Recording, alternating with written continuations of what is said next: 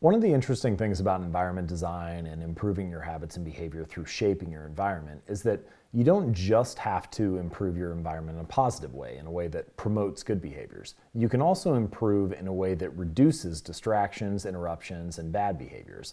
And oftentimes, doing that is both a faster way to get to winning and a more effective way to maintain consistency over the long run.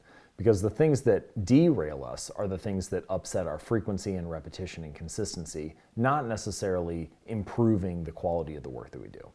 Both of them are important, of course, but we often forget about how important it is to maintain consistency and avoid distraction. To give you an idea of how important it can be in a real world context, let's think about Japanese television manufacturers compared to American ones.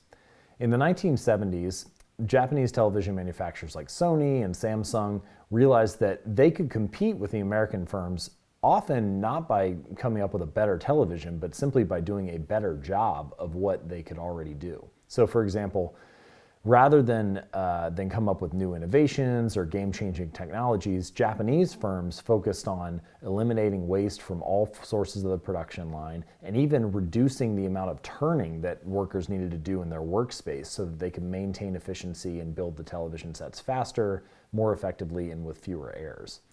And what ended up happening was that over the course of the 1970s, by the time we got to 1979, Japanese television sets were 3 times more popular than the American ones that had been leading just a decade before. Now, what's interesting here is that we're talking about there are 2 different ways to improve. For any task, you have basically a bell curve of your behavior, and the middle of that behavior is your average performance. Now, if you want to improve, you could either boost your best performance, right? Improve your winning, your best days, and that's going to pull your average forward a little bit. Or you could reduce your worst days, right? You could cut down on the days that are pulling you back and dragging you down, and that's another way to shift your average forward. So often we think about our best performance, right? Everybody wants to perform at their best. Everybody wants their best day. Everybody thinks about their top tier performance. People ask what your personal best is if you're in the gym, or what your maximum typing rate is if you're thinking about work, or whatever it may be. We're always focused on the maximum.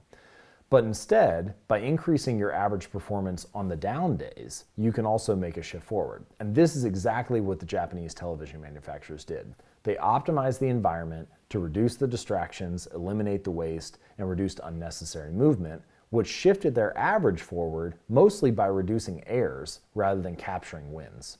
And this is often a forgotten way of designing our environment and improving our performance. So, to give you some examples of how you could do this, if you're focused on going to the gym, you could either focus on increasing the intensity of your best workouts. That's the normal approach. Let's get really motivated and work out really hard. Or you could simply focus on missing fewer workouts and doing the same thing. And again, that'll increase the average by increasing your repetitions and consistency. Same way with eating healthier foods.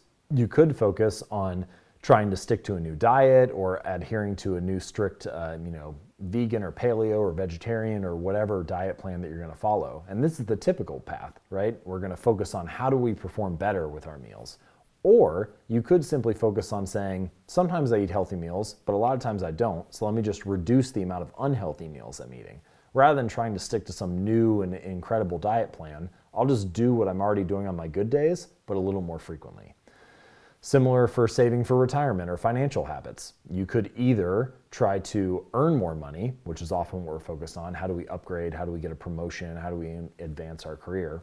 Or you could simply focus on losing less money by cutting down on expenses or saving a little bit more.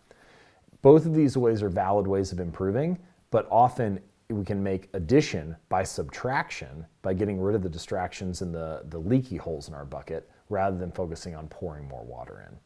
And so that's one of the core lessons of environment design, is that it works not only in a positive way, but also for reducing our negative days. So think about how you can make addition by subtraction by simply eliminating the waste that is preventing you from following through on your habits on a consistent basis.